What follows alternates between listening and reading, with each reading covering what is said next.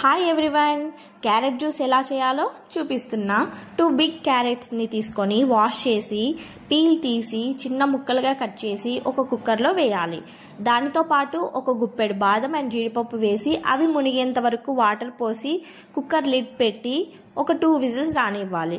Next ఆవిరిపోయాక lid తీసేసి బాదం పొట్టు తీసి వాటర్తో సహా మిక్సర్ జార్లో వేసుకొని మెత్తగా పేస్ట్లా గ్రైండ్ చేసుకోవాలి.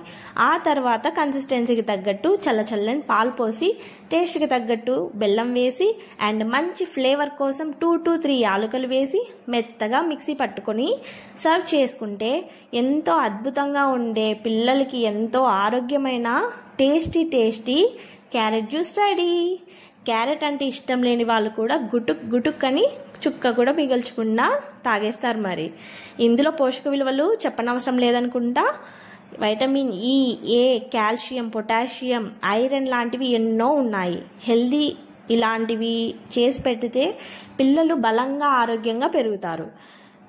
ఈ వీడియో మీకు నచ్చినట్లయితే please like, share and subscribe for more videos. Thanks for watching. By YouTube family.